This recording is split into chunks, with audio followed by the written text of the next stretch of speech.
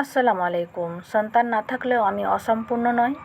সবাই ভাবে সন্তান থাকলে একজন নারী অসম্পূর্ণ, কিন্তু আমি আজ আমার জীবনের কিছু কথা শেয়ার করতে চাই। ভালো লাগলে ভিডিওটি শেয়ার করে দিয়ে পাশে থাকবেন। নিজের পরিচয়: আমি হিন্দু ধর্ম থেকে ইসলাম গ্রহণ করেছি।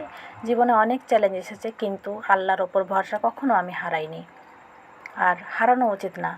একমাত্র আল্লাহ রব্বুল আলামিন আমাদের ধৈর্য ও সঠিক পথ দেখাবেন। কষ্টের কথা: পরিবারের সবাই একরকম হয় না, কেউ ভালোবাসে, কেউ কষ্ট দেয়। আমিও অনেক সময় কষ্ট পেয়েছি, ভুল বোঝাবুঝির শিকারও হয়েছি, তবুও হার মানিনি। স্বামীর গুরুত্ব: একজন ভালো স্বামীর স্ত্রীর সবচেয়ে বড় শক্তি। জীবনের কঠিন সময়ে স্বামীর সহযোগিতা একজন নারীর জন্য অনেক বড় আশীর্বাদ।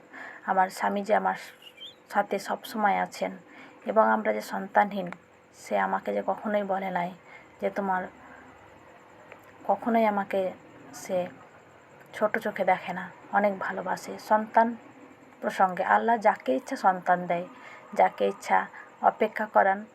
সন্তান থাকা অবশ্যই নিয়ামত। পরিবারের প্রতি সম্মান: যারা আমাকে ভালোবাসা দিয়েছে, সম্মান দিয়েছে, পাশে দাঁড়িয়েছে, আমি তাদের কৃতজ্ঞ। পরিবারের ভালোবাসা, সম্মান থাকলে অনেক কষ্ট সহ্য করা যায়। ইসলামিক বার্তা: আল্লাহ ধৈর্যশীলদের অনেক ভালোবাসেন, তাই কষ্ট পেলেও মানুষের জন্য দোয়া করি এবং নিজের ঈমানকে শক্ত রাখার চেষ্টা করি, ইনশাআল্লাহ। আপনারাও ধৈর্য ধরুন। যারা মা হতে পারেননি তারা ধৈর্য ধরুন, আল্লাহর কাছে চান, অবশ্যই আল্লাহ তাআলা আপনাদেরকে দেবেন। আপনাদের কাছে আমার অনুরোধ, কাউকে সন্তান না থাকার কারণে কষ্ট দেবেন না। ভালোবাসা, সম্মান দিন। আল্লাহ সবাইকে খুশি রাখবেন, কারণ সন্তান না দেওয়ার মালিক হচ্ছেন আল্লাহ তাআলা। জীবনে সব মানুষের পরীক্ষা একরকম হয় না, প্রত্যেকটা মানুষকে পরীক্ষা করে। কেউ সন্তান দিয়ে পরীক্ষিত হয়, কেউ সন্তান না দিয়ে আল্লাহর সিদ্ধান্তের ওপর সন্তুষ্ট থাকে। সন্তান নেই, তবু আমি ভেঙে পড়িনি অথবা কষ্ট পেয়েছি, কিন্তু আল্লাহর ওপর ভরসা কখনোই আমি হারাইনি, কারণ আল্লাহ একমাত্র মুমিনদের জন্য।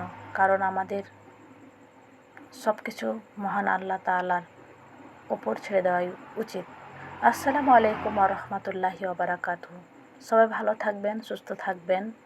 আর আমার ভিডিওটি আপনাদের ভালো লাগলে অবশ্যই শেয়ার করে দিয়ে পাশে থাকবেন, কারণ আপনাদের শেয়ার এবং কমেন্ট আমাকে আরও এগিয়ে নিয়ে যেতে সাহায্য করবে। আর সমস্ত বিশ্ব মুসলিমের জন্য আমার আন্তরিক শুভেচ্ছা ও অভিনন্দন। চলার পথটা সহজ নয়, কেউ পাশে থাকলে একজন সবসময় পাশে থাকে, আর তিনি কে জানেন? অবশ্যই কমেন্টে জানাবেন। ভালো থাকবেন সবাই, সুস্থ থাকবেন।